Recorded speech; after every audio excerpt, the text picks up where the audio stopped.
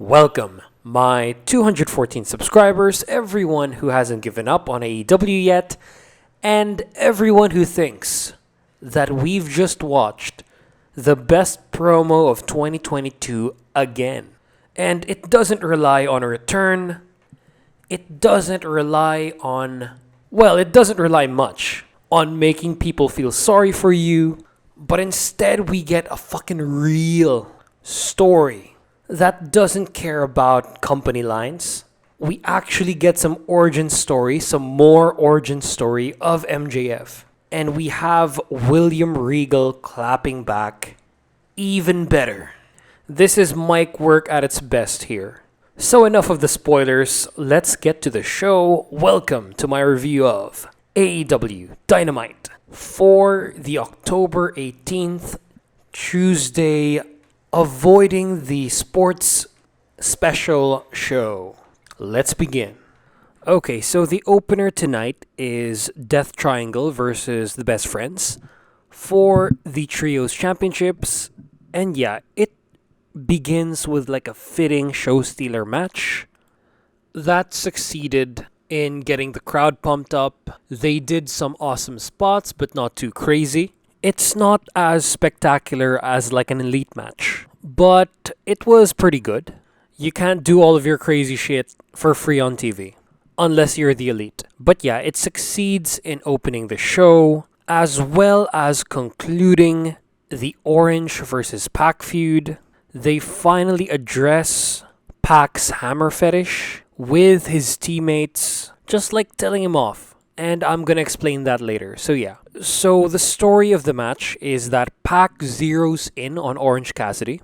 There's just this special dynamic between them. They're just like forever rivals. But I think they didn't go deep enough. They're trying to pull the feud away. They're trying to end it. So we don't get some hate spots from Orange. He's at peace.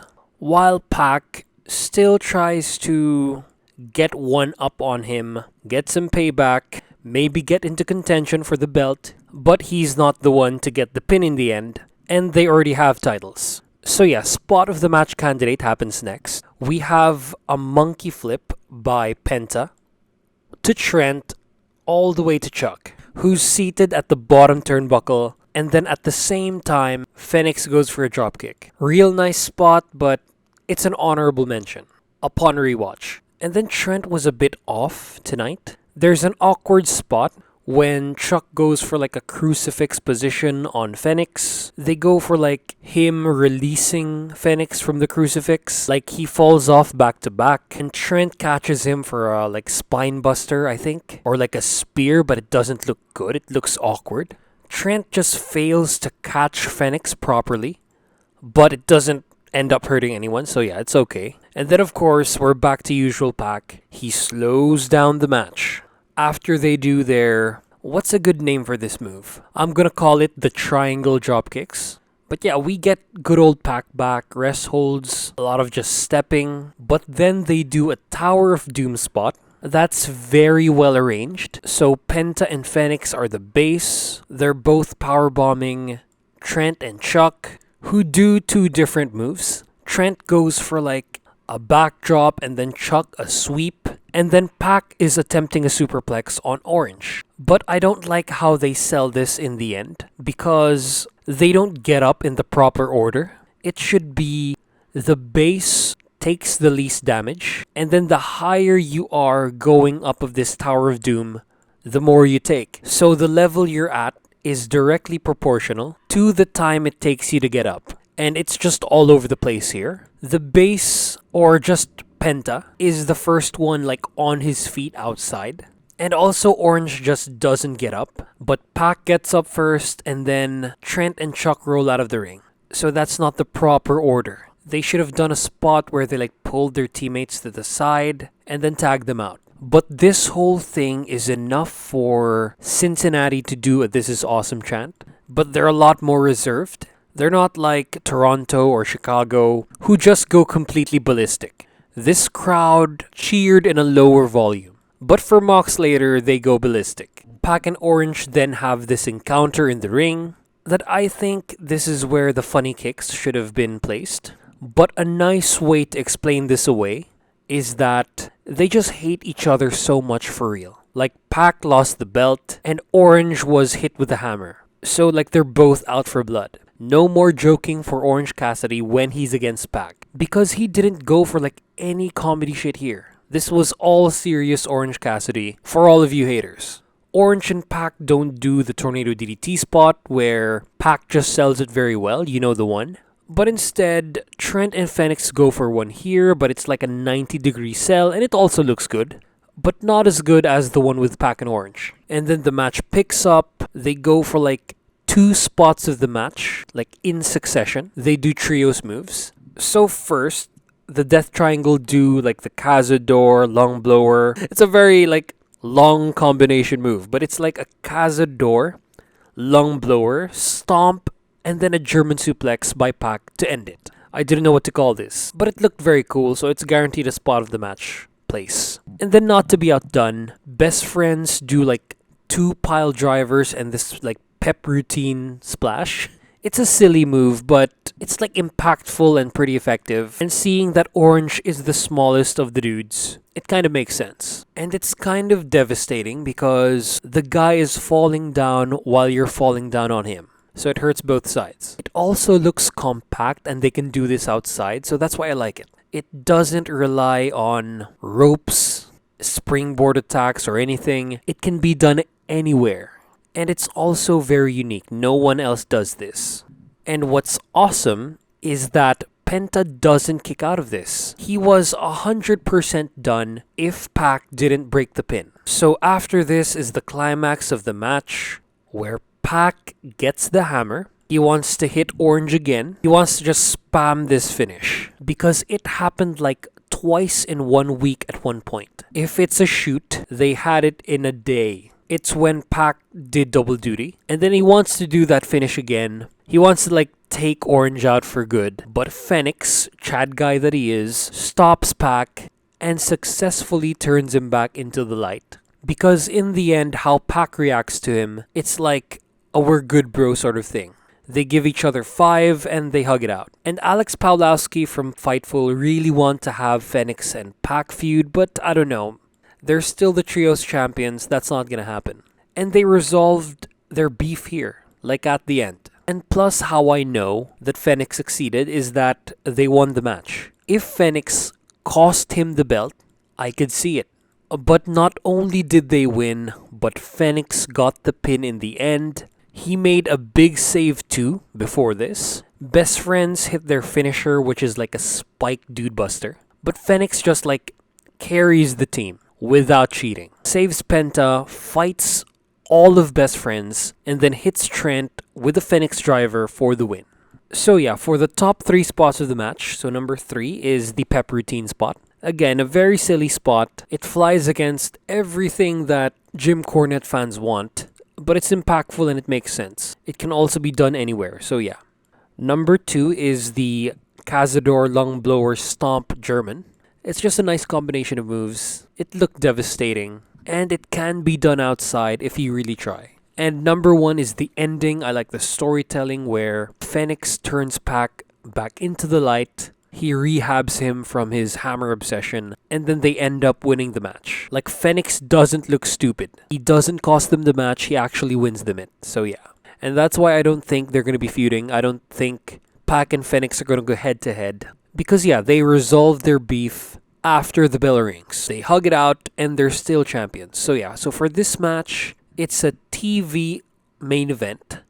Pay-per-view undercard match. It's not their best encounter, but I love the storytelling and the rehabilitation of Pac. They also did some pretty cool spots, but not the best. It's not like at the level that the Elite wrestle at, where it's all pretty much fast. So after this is a video promo hyping up the main event between Mox and Page. And it's closed by Hangman's promo. And yeah, it's just a nice visual reminder of the first encounter between the two because I forgot. They show the footage of Page knocking off Mox off the ladder. I totally forgot this happened. It was a long time ago.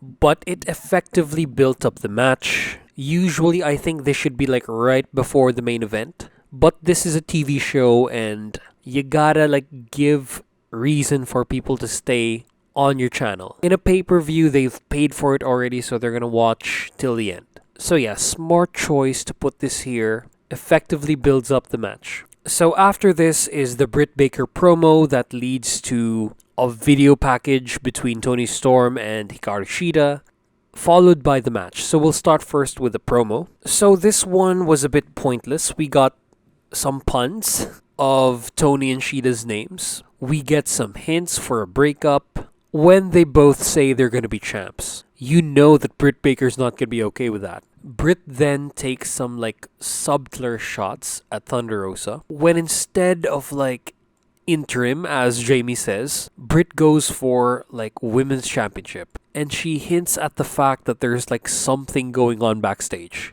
And this has been hinted like in interviews by Toni Storm, as well as like tweets by Britt Baker, and I think there is really something going on. It even says in her Wikipedia that she's getting allegations that her injury is fake. So yeah, it's a bit of a shit show there, and I think she might drop the belt to Shida, since everybody loves Shida, just like the Acclaimed. This is then followed immediately by like the shit show pre-match history lesson. It's like very short, it's shorter than the Britt Baker promo, and it just shows us like the relationship between Shida and Storm back in the day. They trained with each other and shit.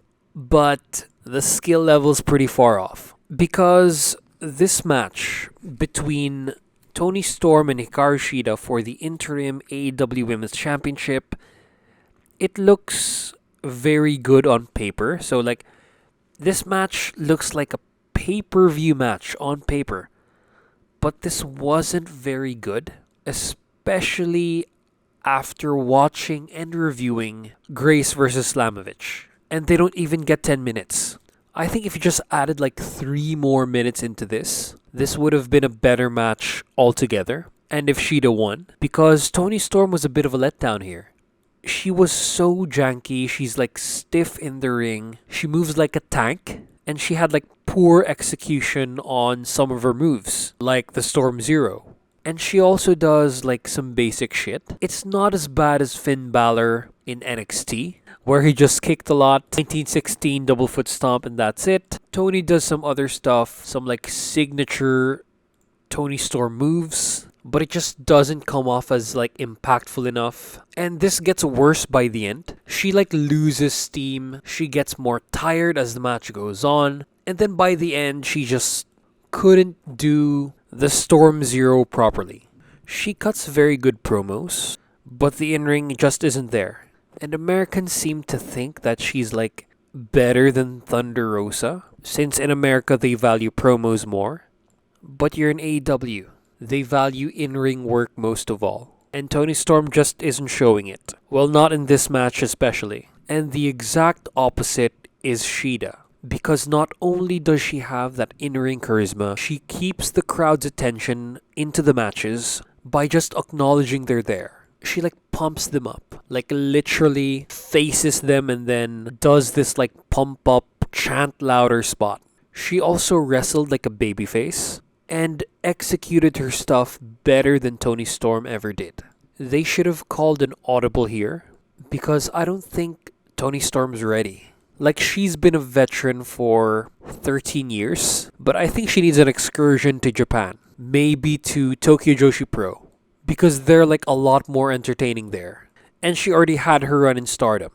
Or at least like give her some reps on Dark, because she's just like not good enough to be on Dynamite. Maybe like get her on Rampage, just not on your main show where all the eyes are at, and they can judge your women's division just like they've been judging it for 3 years. Okay, so we have 2 spots of the match. So number 2 is the hip attack by Toni Storm. If there's one thing she does best, it's the hip attack. And in this one, she is on the apron and then Toni knocks her off with her ass.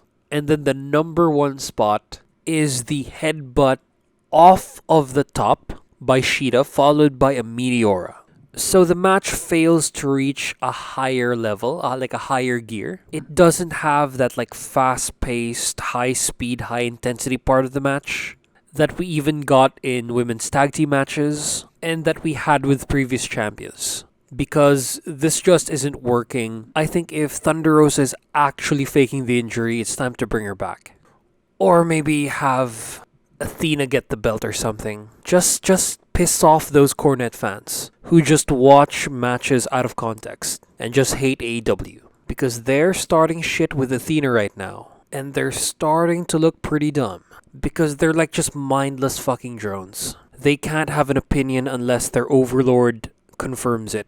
So yeah, but enough about that. Let's get to the post-match. So yeah, Tony's attacked by the heels. Britt, Rebel, and Jamie all gang up on her. Saraya goes for the save. And it kinda gets dumb, but I'll get to that later.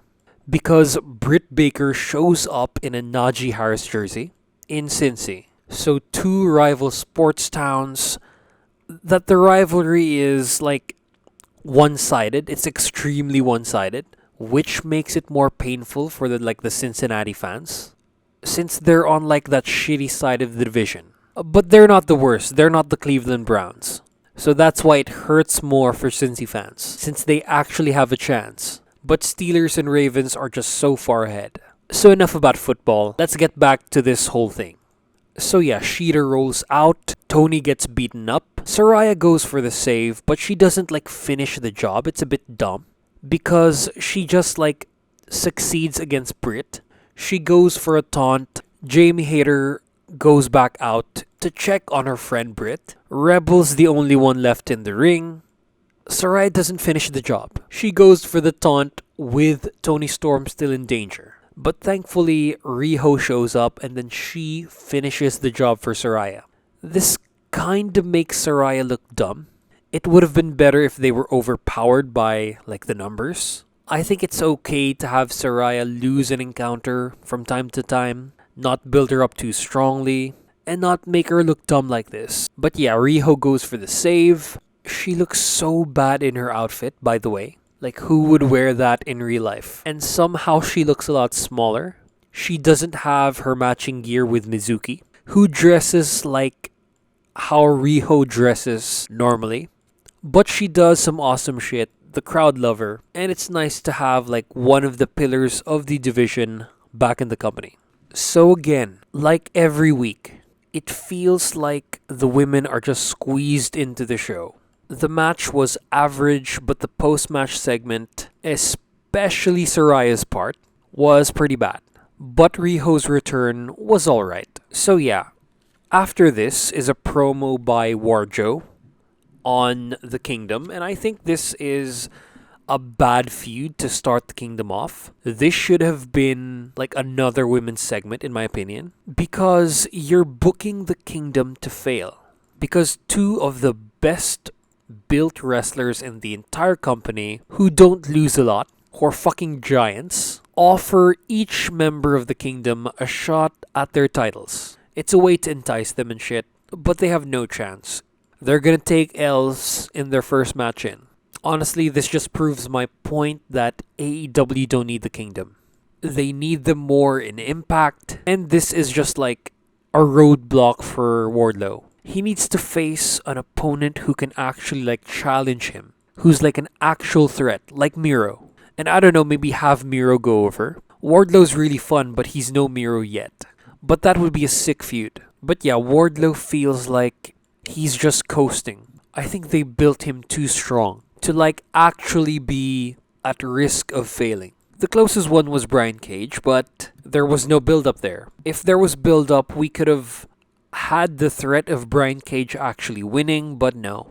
They need to do something with Wardlow, get him out of these faction feuds, and actually have him be threatened. Have Wardlow like doubt himself.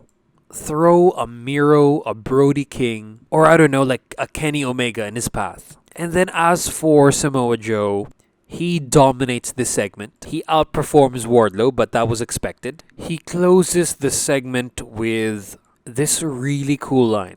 You two men are given 6 million ways to die, and you still choose the worst one. Great promo, but I don't like the feud that's going with it. I feel it's pointless and it will clip the wings off of the Kingdom. It'll take the win from their sails, and there's not much win there in the first place.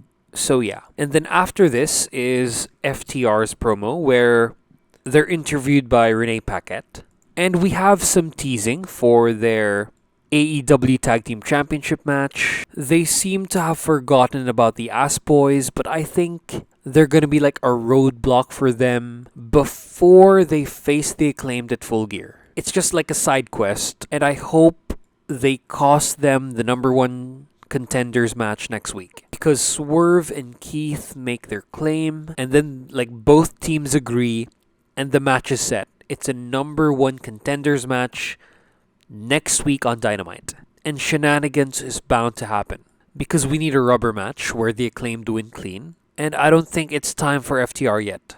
The Kingdom and the Embassy are still breathing down their necks, and there's just too much going on for them. They have the Ass Boys as well.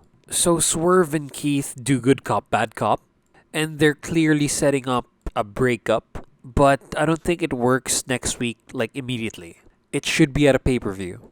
It should be when tensions are at their highest during a high-stakes match. And I can't think of anything else high stakes than for the belts. So yeah, Swerve and Our Glory win against FTR via some shenanigans. But like the more I think about it, this might be the most unpredictable match of that show. Because these two teams are just too strongly built. And there are good cases for a rematch. You know what? What would be cooler is like if we get maybe a fatal 4-way tag team match. That'll be sick. It'll be a nice way to get the belts off of the Acclaimed. But it's too early, so I think they're gonna duck FTR for a while. Have them have like 100 days, and then that's when they lose it. They're still the hottest act, even if the crowd love FTR. So yeah, pretty good segment. And then after this is the Jay Lethal Darby Allin segment, and I think Jay has amnesia, or they've forgotten what transpired in that show, because it looked like Jay Lethal was turning face, but it looks like they're dropping it. Because Jay throws the first punch, they try to cut him in half with the door, and then Jay like figure 4 leg locks him through this door. It was a nice visual. It was kind of cheesy because we see this in movies where people get cut in half by doors. That's like a legit threat. But yeah, I don't like that they forgot about their encounter, that Darby tried to shake his hand. I don't like that they just dropped this. But the move does look like it hurts. It looks pretty devastating. But I just can't get over the audible that they called. So yeah, I guess we get a rematch. Whoop-dee-dee. So after this is promo of the year, segment of the year by MJF and William Regal. And you might think that it's MJF. He was the MVP. But I don't know, William Regal actually won in the end. He sounded more authentic as well. MJF here was putting on a show. So this segment was better than the pipe bomb by MJF. And see, you don't need to bury the company as well as the owner in order to have a great promo. Because everything started from that point. The image that AEW has now and the leverage that like fucking detractors have. So I think that promo did more harm than good. They didn't even play that promo out. The payoff there was that MJF came back. And like it was said that he was paid, but did it really change anything yet? While this one changes like the whole playing field. We might actually get a change from MJF's character. I'm not saying he turns face, but I think he's going to be like a tweener, an anti-hero. But yeah, they buried the image of their company and now look where they're at. And this promo actually shows MJF's range. We don't usually get people telling like not figuratively, like actually telling a narrative or a story through a promo. Mostly we get people making you feel sorry for them. Sometimes it feels like completely manufactured. But here, it comes off as real, but MJF just like puts all the showmanship to it, which is kind of like grating. It's like he's performing a play. But I like how he switches perspectives. He actually says what someone says verbatim instead of just like describing how someone said it or paraphrasing. He also uses some idioms that he actually follows through with, like the line about the jaw on the floor after you picked it up. He actually follows through with the idioms and not just say you're as interesting as watching paint dry because shit. I mean, we had a time in the WWE where everyone just said that. Like Chris Jericho said this and it just stopped the promo right there. And I swear more people said it and it was fucking terrible. MJF just has this dimension that other wrestlers don't really have. Like they're here just to play their character and to get the point across, and they don't do narrative elements well. Like MJF explains in actual detail while other people just do broad strokes. Just like Moxley, just like Roman, just like Seth, just like Paige, just like everyone else. Kenny Omega the Elite, Adam Cole baby, even if he does the story time with Adam Cole. And you know what, with Jay White as well. As for Jay White, he just makes people uncomfortable. He just gets mad and gets that reaction. It's like someone yelling at you without purpose, but you're still taken aback just because they yelled at you. And Jay doesn't really get a chance at this in Japan because he's cutting a promo to a non-English crowd. But my only problem with this is he makes millennials sound weak. He over dramatizes such a non-issue. Because this is a story about MJF's tryout with the WWE when he was 19. And yes, he was 19 at the time. It's about William Regal's rejection of his tryout. I mean, during the actual tryout, he was a standout. He got invited to Regal's office. He was rejected just because of his age. Regal sort of led him on. And then basically said he wasn't good enough. And dude, you were fucking 19. How the hell are you gonna get on TV? And how do you get as good as you are being restricted in that company? With all of the draconian rules that they had back during that time. His development would have been ruined just like sports athletes. He wouldn't be generational MJF that we have today. MJF is what he is because of the experiences that he had in the indies, as well as signing with AEW. Failure is a part of life, and most people at that age would still be in college, or finding jobs and getting rejected. Failing makes one better, and it clearly made MJF a whole lot fucking better. Astronomically fucking better. Failure is part of the course, and that's what this segment is pretty much all about. AEW is literally teaching you life values through this whole storyline. So yeah, that's why this whole point is just easy pickings for William Regal to just knock down one by one. It becomes actually this millennial versus boomer sort of argument, and MJF fails to protect his generation because he wanted to quit, he wanted to kill himself just because of an email. And this is the point that Regal just focuses on. He just minimizes MJF's plight. He does the whole boomer argument where, he walked this much kilometers away from school. Oh, I had to juggle 3 jobs as a kid. Or how he never changed his clothes because of how poor they were. But in all seriousness, it's just that, at 16, Regal had to work harder. Because dudes were a lot more cutthroat in wrestling, especially. And yes, things were way worse back then for wrestlers. We got a lot more scumbags, a lot more rapists and shit, a lot more drug addicts. But in real life, outside the wrestling, there's a lot more competition, there's a lot more things to take into consideration, a higher skill level is required to succeed, and what this Facebook poster, Dr. Glockenflecken, says. I think he's also on YouTube, but here's a link to his page. There are so many much more diseases, so many much more drugs, and much thicker textbooks than what you had back in the day, old man. It takes a lot more to stand out than just hard work. But in wrestling, it's a smaller world. There's a lot less things to take into account. So that's why Regal's points just destroyed MJF's. And then we get the awesome end to the segment where he offers himself up to MJF. He shows him how to be the proper villain, and then MJF doesn't attack him. And so William Regal stands tall, and this affects the end of the show. Because at the end, they have to improvise because of an accident.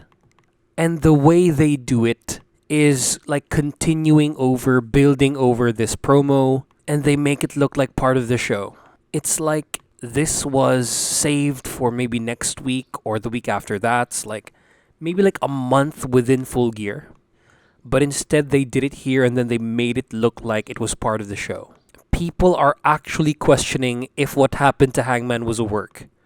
It isn't, but it's awesome how like you can make people doubt even if we literally saw a man get concussed. But that's spoilers for later. So yeah, best segment of the night, of the year, in AEW and in every other company. This ends the first hour of the show. So after this is a short promo by The Acclaimed. It's just to address why they're giving the varsity athletes, who I think aren't ranked. So after checking the AEW website, it looks like they've dropped the rankings. After all of the interim titles, it's hard to keep track of that shit. So they dropped it, I think for now, or forever. But yeah, we're gonna have The Acclaimed against the varsity athletes on Rampage. Titles versus Trademark. And it's just a small side quest for The Acclaimed. They're obviously gonna win. They're gonna get their trademark back. They're gonna kick Mark Sterling's ass. And they're gonna move on to their main story, which is The Acclaimed versus Swerve in Our Glory for a third match. But it's getting kind of obvious that the only team that's gonna beat them, that has a chance, is FTR. No matter how over The Acclaimed are, FTR are just a step above. And it's unfortunate that their reign's gonna be cut short, if you can consider like 2 months short. But it would be a nice start for an Acclaimed like redemption arc. They have to beat every other tag team in the division, including the Young Bucks. But yeah, the match with the athletes should be good. They're very low on the card, but both of them can work. I don't know about a tag team capacity though. It's like they were just thrown together. So we'll see what happens on Rampage. So after this, we have another talking segment. It's Bryan Danielson and Wheeler Yuta being interviewed by Renee Paquette. And it's a bit biased because Paquette is the wife of their leader. So yeah, it's an interview about the storyline that just died last week. It goes in a shitty direction and it pretty much goes nowhere because you're right back where you started. Garcia is back with JAS.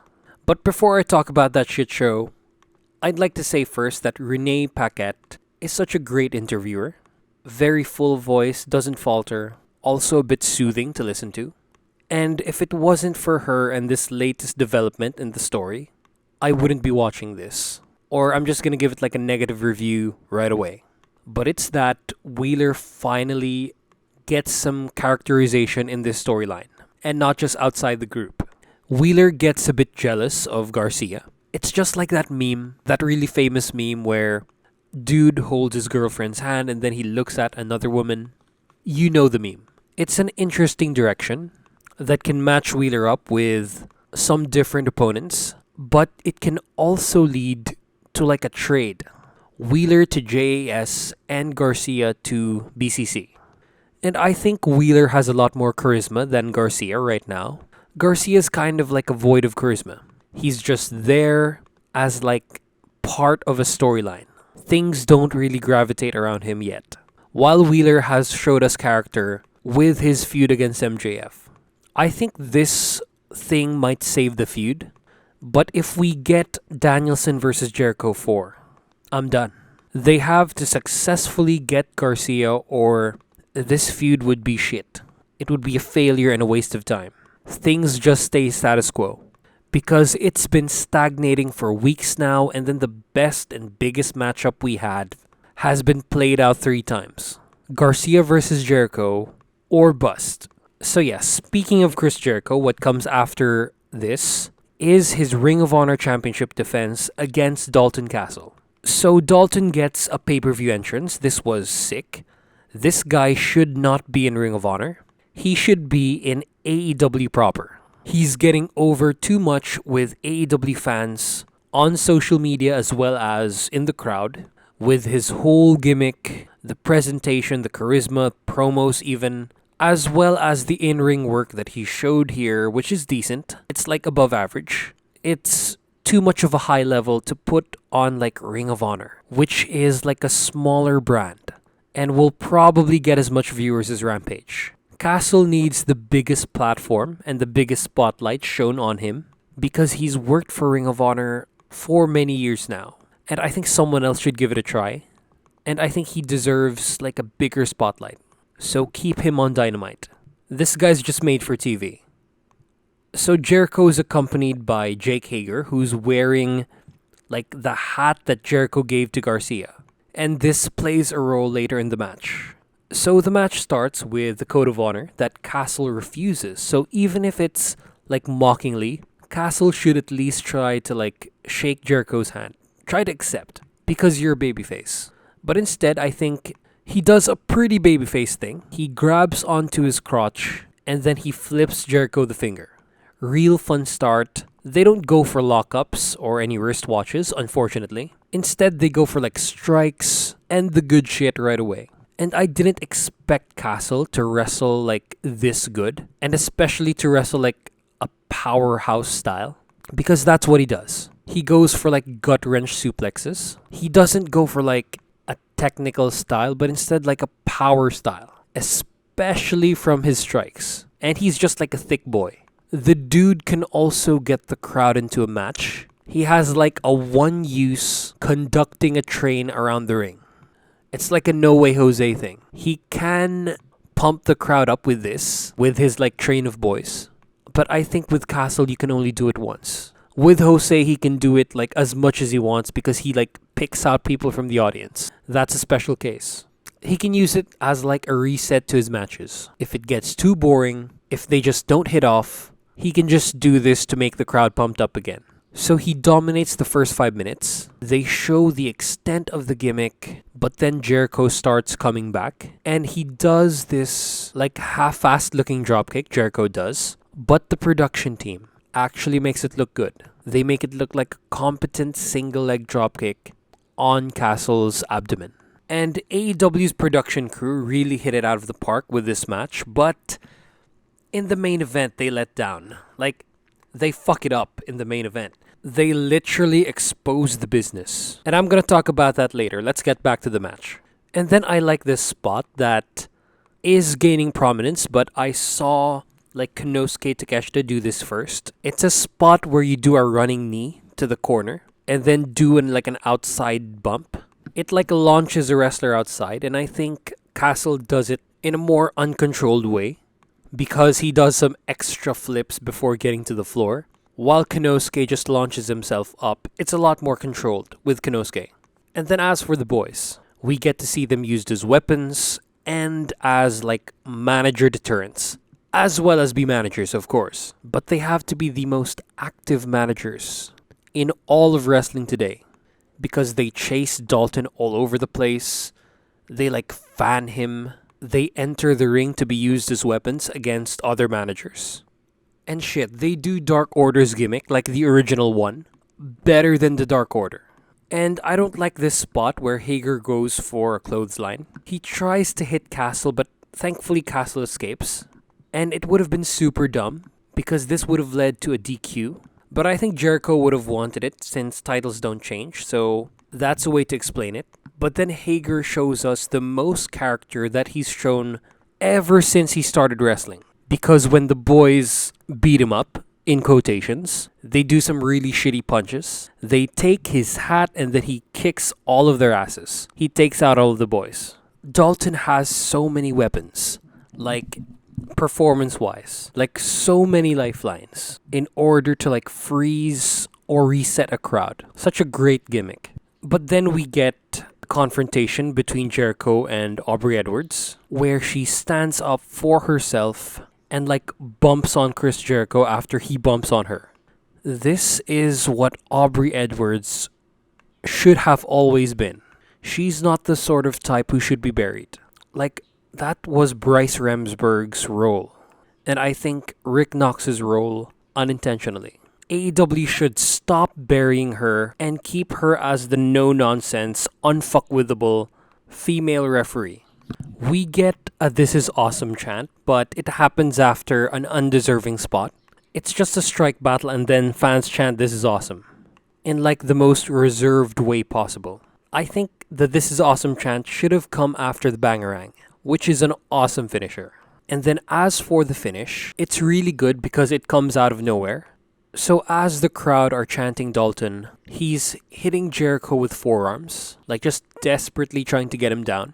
He has the upper hand, but they tangle up. Dalton misses his own Judas effect and gets Judas effect himself for the win. 1, 2, 3. Chris Jericho retains. And the camera angle here started bad because you could clearly see that Dalton makes contact before the spinning elbow, but production switches cameras and then makes it look a lot more convincing. So they almost fucked it up for this one. But maybe a little because I can spot how Dalton took the move. But he sold it very well. Okay, so for spots of the match, number 3 is like the boys throwing spot. Really fun. It's a nice weapon against the managers. And it's not a DQ. Number 2 is the Bangarang, which is an awesome finisher. I just don't know how you're going to use it against like bigger dudes. And then as for the number 1 spot, it's the finish. Judas effect out of nowhere, that's how you do it. Camera angle was just bad at the start, but really good going on to the end. So yeah, this match is a TV main event pay-per-view undercard match. It's match of the night, and it continues Chris Jericho's crusade against everything Ring of Honor. Because he tries to beat up Ian Riccoboni, Jerry Lynn tries to save him, and since Jerry Lynn is a former Ring of Honor champion, he gets tombstoned on the upside down belt on the stage. So they all celebrate, including Daniel Garcia. Unturnable now, he's like committed to JAS, so they should just move to the next storyline. I'm getting tired of this. But I love the match against Castle, so yeah. Match of the night, considering what happens later on in the show. Okay, so after this, we get 2 more promo segments. This one is where they declare victory against Jungle Boy and are now free to challenge for titles. So I don't know who this is going to be. It could be Orange Cassidy. Wardlow would be fun, but he's not losing the belt, and Luchasaurus ain't losing to anyone but Jungle Boy first. Orange, I think, doesn't need a title, but having him hold the All-Atlantic Championship definitely could fucking elevate that belt. It could make people care about it because Orange is just like that over. He also has better matches than Wardlow. So yeah. I'm thinking if he's gonna face Orange, I think Jungle Boy is gonna screw him out of it in order to goad him into another match. Because Jungle Boy has no leverage here. He has to do something like that to piss Luchasaurus off, to piss Christian off in order to get the rematch. But yeah. And so the next promo before the main event, it is the Jade Cargill and the Baddies. And it's addressing Nyla Rose's insanity. This is maybe the best storyline on Rampage. And it's Jade Cargill threatening to hijack Rampage, like an hour-long show. And I think a cool way to do this would be to start off in the crowd and then maybe go on commentary, disrupt a match, and then that's when Nyla Rose comes out and faces off against Jade. And yeah, things are looking bad for Nyla. I think Jade's gonna kick her ass. But please, this is your former biggest heel and your current high star power. Maybe future is the right term, the future of your company, but Britt Baker's so much better. Jade's just high star power, high potential. But I'm not willing to say top heel of the company yet because we still have Britt Baker. But yeah, that would be a nice way to do it. And then, for fuck's sake, again, I keep saying this every time this feud comes up. I hope it doesn't end in a conclusive fashion. I hope Jade somehow gets the belt, but Nyla doesn't get pinned. But I mean, if you're gonna do it, if you're gonna pin Nyla Rose, at least do it in full gear. So yeah, this was pretty fun. I'm interested in watching Rampage because of this fucking feud, and somewhat with the 10 versus Roosh match. But yeah, this was alright. You know what? This also might be.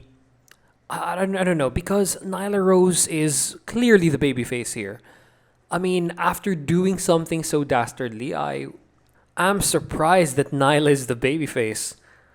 I think it's just people are sick of like how the company's pushing Jade. But I think like a babyface Jade Cargill could work because I don't think she has the promo chops to be healed. Like she's very one-dimensional. And if you have her be a babyface, like one-dimensional by nature, those guys are, unless you're like special. But yeah, I think a babyface Jade Cargill who has her daughter in the crowd, that's already like super babyface. I don't know why they do that for her because it doesn't really portray her as a heel.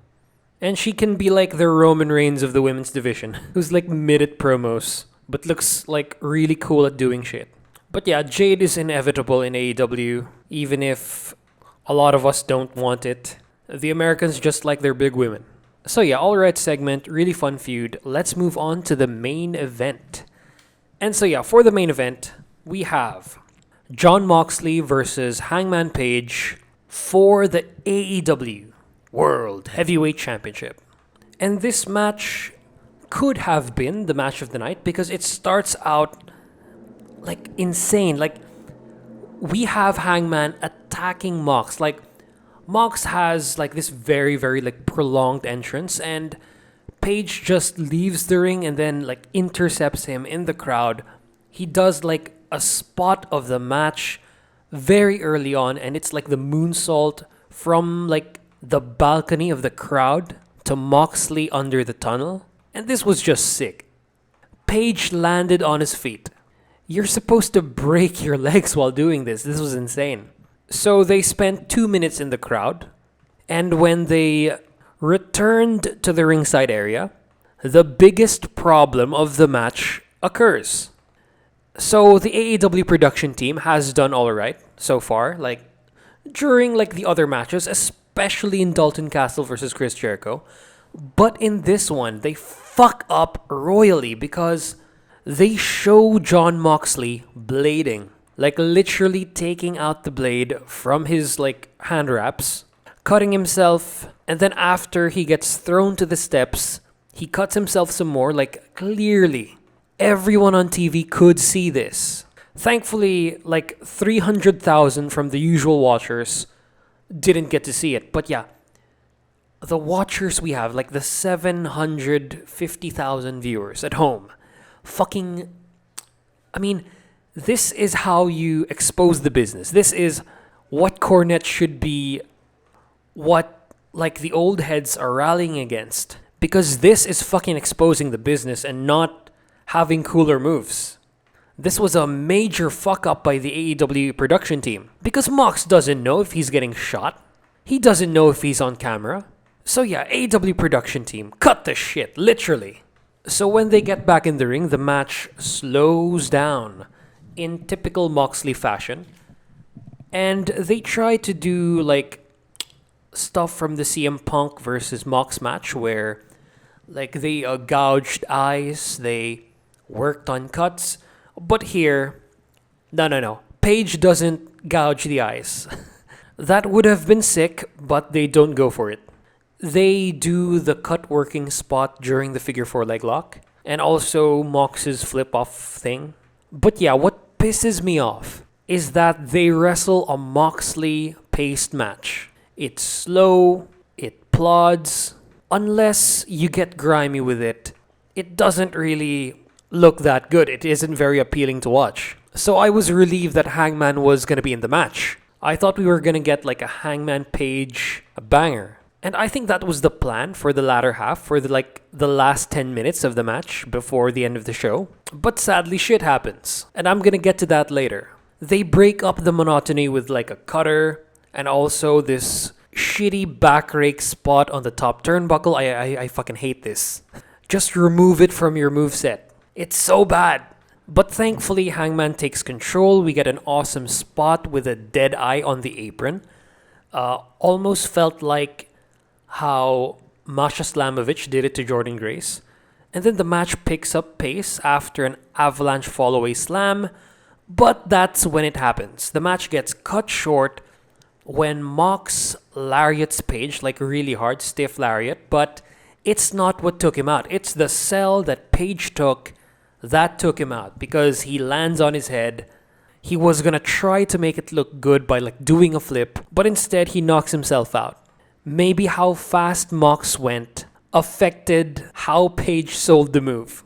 Maybe we had a miscommunication, but it was a fucking accident. It wasn't Katsuhiko Nakajima slapping the shit out of Tetsuya Endo that took him out for months. And that's more avoidable. So yeah, the match ends, it gets cut short via a referee stoppage, and Mox is still the champion. It fails to go a higher gear, but I can't really give it a score. It's not complete. Top spots are the Deadeye on the apron and the moonsault from the balcony to Mox under the tunnel. So apparently Hangman is okay, he got discharged. He's now under concussion protocol, but he better stay out. Concussions suck, honestly. It sucks to get, of course, and it sucks to study. F. Haynes, F. Neurology. Why you so hard? So get well soon, Hangman Page. This was an unfortunate occurrence, and I think he was supposed to go over because Excalibur, like during stalling done by Tony Khan, I think, their finish was jeopardized. The show wasn't supposed to go down this way, but they managed to effectively make some people think that this is a work because of how good this next part is. And yeah, back to my point. I think Hangman was supposed to win because on commentary, as they're processing this, Excalibur announces Mox is in the ring, he's gonna cut a promo, and then he mentions he tries to introduce the AEW champion, but he mouths Hangman a lot. It took a couple of seconds for him to say Moxley. And that was my prediction for the match. I thought Hangman was gonna win. Because, number one, Mox needs a vacation. Number two, Page can lose it to MJF. It would be alright since Page is an established champion. It's his second reign, and if he loses it to MJF right away after a few seconds, it would be fine. And number three, Hangman and MJF are the future rivalry of this company. They're gonna be the Austin Rock or the Cena Orton, shittier example. Or that's gonna be the main heel-face combination until MJF loses the belt. Or Kenny Omega, like Adam Blampied booked in his fantasy booking, or Cody Rhodes. But yeah, this got a lot of reactions from the whole wrestling world. Even MJF tweeted "Get well, Hangman." He breaks character. But I hope he backpedals on this when he cuts the heel promo on the dude. But yeah, with 6 minutes left, Moxley in the ring. He wishes Hangman well. This is a very babyface move. He tells him that he wishes he can play with his child again. And yeah, very babyface move. It's within his character. Jon Moxley is a father as well. And the new plan is to call out MJF. And this got the crowd very loud. It got them hot. And I think it satisfied them because MJF doesn't just show up and cuts a promo. He brings his chip. And he brings his favorite referee, Bryce Remsburg. This is his Aubrey Edwards to his Chris Jericho. And shit. He's about to cash it in, and Regal is just taunting him all the way. He continues this shit from their confrontation earlier, and this was fucking genius. Bring something that people love to save your show. How am I gonna say this? To save your show, to replace an epic finish And this feels very organic. I think they planned this for like next week or maybe the week after, but this looked very planned. And if it's not, it's some great improvisation by the people involved. I fucking love this shit. So we all think MJF is gonna cash in on him, but like after more taunting from Regal, MJF leaves the chip, hands it to Regal, and then declares that he's gonna face Mox at the pay-per-view at Full Gear. Amazing storytelling. So I guess this is when Tony Khan is at his best. When in complete and utter crisis. This shit got Ken Jeong reacting. Fucking Mr. Chow and Mr. Chang in Community. So Mox gets the last word, and he doesn't cut a lazy promo. He brings it to this final promo to close out the show. What a fucking show. What a fucking ending. Like, I think this was as good as Hangman Page winning the belt. Or as good as an epic match. That's not a match of the year quality. I think it could have been pay-per-view undercard because of the stupid shots that the production team had. But honestly, I think the improvisation of MJF challenging Mox at Full Gear, having the storyline from earlier conclude to this part, showed us flashes of Booker of the Year. But just that.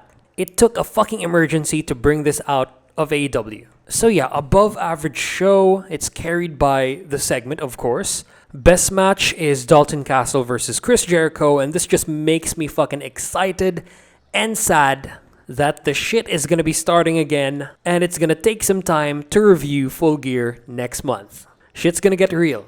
I am is fucking real. So yeah, like, comment, and subscribe for engagement. Share if you do not know me. Hit that bell notification for future videos, and please, watch my shit.